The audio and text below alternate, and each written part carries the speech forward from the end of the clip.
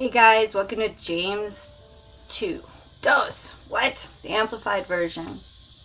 The Sin of Partiality is the chapter title for this one. My fellow believers, do not practice your faith in our glorious Lord Yeshua Christ with an attitude of partiality toward people. Show no favoritism, no prejudice, no snobbery. For it is a man comes into your meeting place wearing a gold ring and a fine clothes, and a poor man in a dirty clothes also comes in, and you pay special attention to the one who wears the fine clothes and say to him, "You sit here in this good seat," and you tell the poor man, "You stand over there," or "Sit down on the floor by my footstool." Have you not discriminated amongst yourselves and become judges with wrong motives? Listen, my beloved brothers and sisters, has not God chosen the poor of this world to be rich in faith, and as believers to be heirs of the kingdom which he promised to those who loved him? But you, in contrast, have dishonored the poor man. Is it not the rich who oppress and exploit you and personally drag you into the courts of law? Do they not blaspheme the precious name of Christ by which you are called? If, however, you are really fulfilling the royal law according to the scripture, you shall love your neighbor as yourself, quote unquote. That is, if you have an unselfish concern for others and do things for their benefit, you are doing well. But if you show partiality, prejudice, favoritism, you are committing sin. So either or, on either spectrum.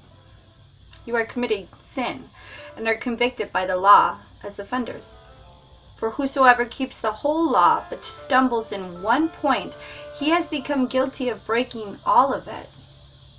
Favoritism or prejudice. For he who said, "Do not commit adultery," also said, "Do not murder." Now, if you do not commit adultery, but you murder, you have become guilty of transgressing the entire law, all the 10 Commandments. Speak and act consistently as people who are going to be judged by the law of liberty. The law of liberty, that moral law that frees obedient Christians from the bondage of sin. Once again, how do we deal with all these? Where's your heart? Where's your heart?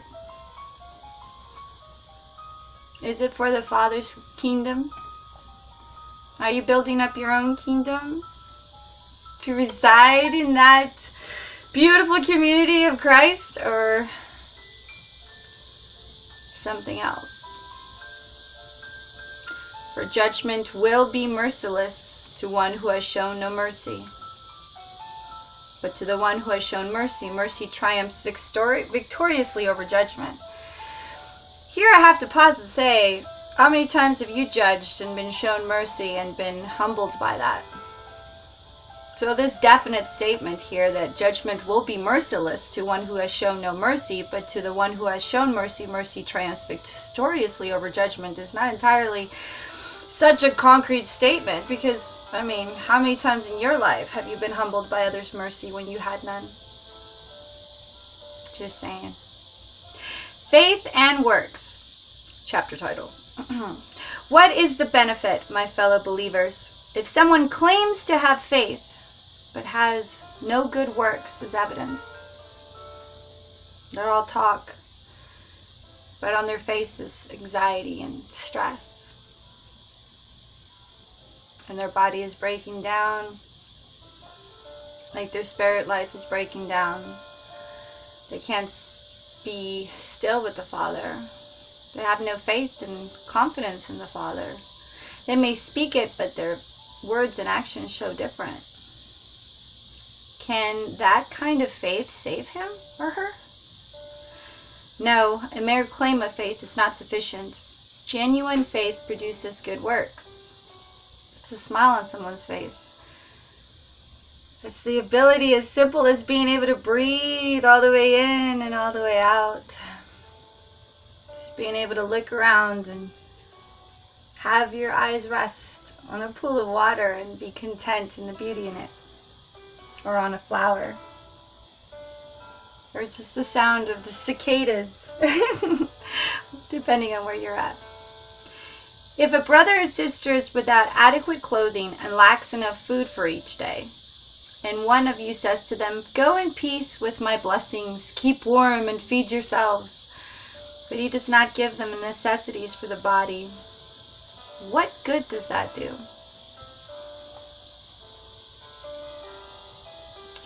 Speaks for itself.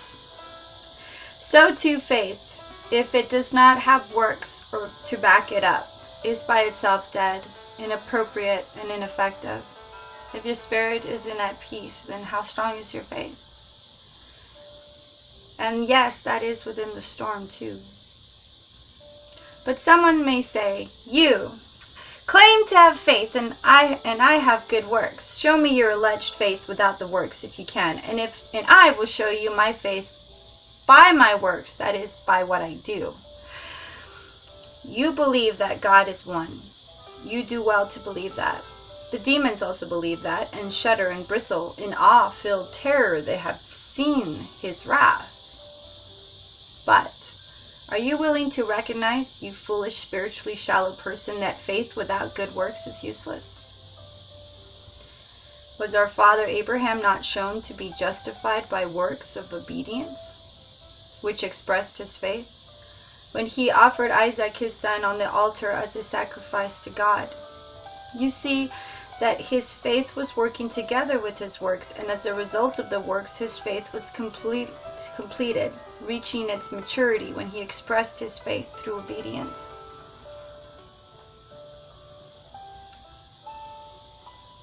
I know this is a lot, and I pray that the Spirit lights it up in your heart in the way that you need to hear it, because there's multiple things being said here.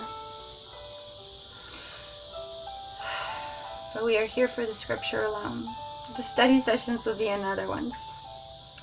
And the scripture was fulfilled, which says, Abraham believed God, capital G, God, and his faith was credited to him by, capital G, God, as righteousness and as conformity to his will. His son was saved that day from his own hand. That is the important part of the story. And that being important because his heart wasn't there to murder his son. As twisted as he had it, he had his son in front of him, and the capital G, God saved his son in that moment. And that's the love of the capital G, God, in action. Regardless of how we twist it up and what excuses we make, his son was saved that day. And he was called the friend of God. You see that a man, a believer, is justified by works and not by faith alone. That is, by acts of obedience. A born-again believer reveals his faith. In the same way was Rahab, which is that prostitute lady. The prostitute, not justified by works too, when she received the Hebrew, the spies, as guests and protected them and sent them away to escape by a different route. Now, why were they there? For those of you that don't know, it's a very good question. Why were they doing in the prostitute's home? Well, they were being hid there, and she helped them escape. But what were they doing at the prostitute's home? Well, that prostitute ended up being part of the line of Judah. What is the line of Judah? Once again, that's Yeshua's line. That's Jesus' line. What do you mean there was a prostitute in the line of Jesus' line? Yeah, her name was Rahab. And her tower still stands today. That tower that they escaped down from, these spies that came to check out and make sure that what they were going into. And they came back and told the peeps back home at the camp that, yeah, it looks bad, but we could do it. Let's do it. It's a marvelous story. We'll get into that another time. Those two spies are two of my favorites. It's just really funny that they were at the place they were at. Always makes me go, yeah. He'll use the lowliest of us. Oh yes, he will. He'll raise us up.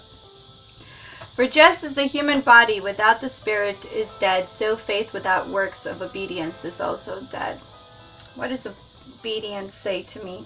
Obedience, consistency, perseverance, a heart that is able to be followed through in a person's life. You can look at their life, no matter where, and the ups and downs of it, you can go, they're a good person.